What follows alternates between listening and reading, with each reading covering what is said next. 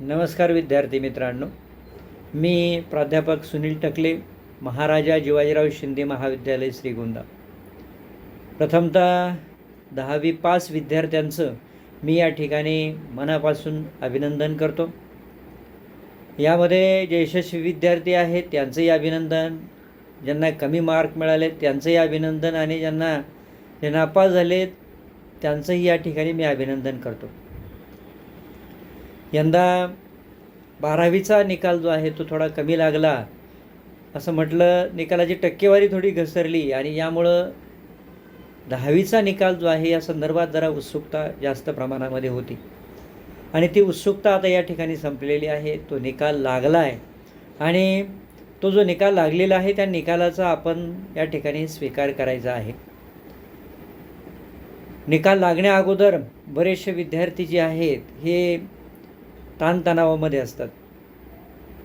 आपल्याला कमी मार्क मिळतील का, आपल्याला कमी मार्क मिळाले तर आपल्याला पाहिजे ते कॉलेज मिळेल का, किंवा आपल्याला कमी मार्क मिळाले तर आपले पालक आपल्याला ओरडतील का, आपल्याला आपले नातलग जे आहेत हे नावं ठेवतील का, अशा प्रकारची नको ती भीती आपल्या मनामध्ये असते आणि यामुळं या निकालाचं टेन्शन जे आहे हे बऱ्यापैकी मुलांच्यावरती असतं.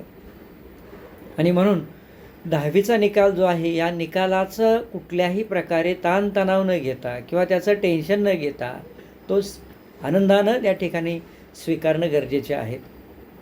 बऱ्याच वेळा असे काही विद्यार्थी असतात की ते कमी मार्क मिळाले किंवा नापास झालो म्हणून आत्महत्येसारख्या पर्यायांना त्या ठिकाणी अवलंबताना दिसतात. तर कुठल्याही प्रकारे अशा प्रकारचे पर्याय जे आहेत हे त्याला उत्तर नाही.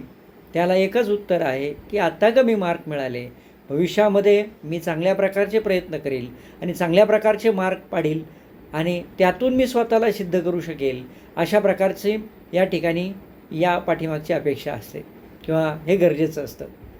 आणि म्हणून विद्यार्थ्यांनी कुठल्याही प्रकारे निकालाला घाबरू नका. त्याचा मी पुन्हा एकदा या ठिकाणी विचार करतो की आनंदानं त्याचा स्वीकार करा. कमी निकाल लागला, कमी मार्क मिळाले म्हणून संपले असं अजिबात नसतं. तर हे कमी मार्क मिळाले तर या मार्काच्या आधारावरती आपण आता 12वीला अत्यंत चांगल्या प्रकारचे मार्क जे आहेत हे मिळू, चांगल्या प्रकारचे कष्ट घेऊन चांगल्या प्रकारचे मार्क मिळून आपल्याला पाहिजे ते करिअर आपण या ठिकाणी करू शकतो. असं काहीच नाही की 10वीला कमी मार्क मिळाले म्हणून आपलं संपलं.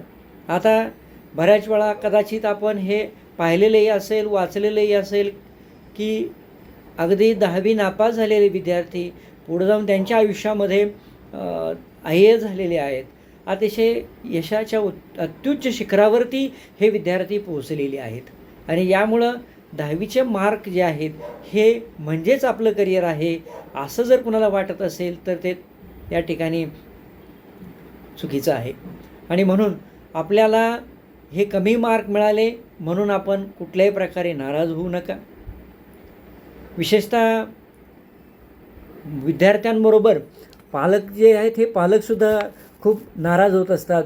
कमी मार्क मिळाले म्हणून आपल्याला आपले मित्रमंडळी नावं ठेवतील किंवा शेजाऱ्याच्या मुलाला चांगले मार्क मिळाले, शेजाऱ्याच्या मुलीला चांगले मार्क मिळाले म्हणून आपण सुद्धा आपल्या मुलांकडे त्या दृष्टीनं पाहत असतो आणि त्यामुळं आपण नाराज होतो आणि ही नाराजी आपल्या चेहऱ्यावरनं या ठिकाणी दिसत असते, ते आपल्याला लपवता येत नाही.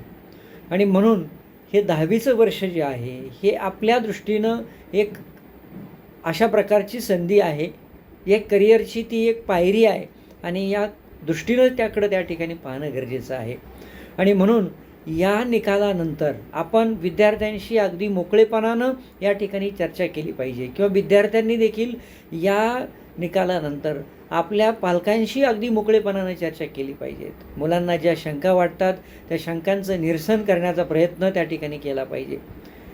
ज्या आपल्या मनामध्ये जे काही वाटतं आहे हे आपल्या पालकांबरोबर मोकळं केलं पाहिजे, आपल्या भावांबरोबर आपल्या बहिणींबरोबर ते मोकळं केलं पाहिजे, आपल्या मित्रांबरोबर या गोष्टी ज्या आहेत या मोकळ्या करणं गरजेचं आहे. त्यांच्याशी अगदी मोकळेपणानं चर्चा होणं गरजेचं आहे.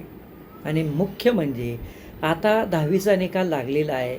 या 10वीच्या निकालावरती आपण 11वीचा प्रवेश हा घेणं गरजेचं आहे आणि त्याच्यासाठी आपल्याला आपल्या करिअरच्या ज्या वाटा आहे त्या करिअरच्या वाटा निवडणं गरजेचं आहे.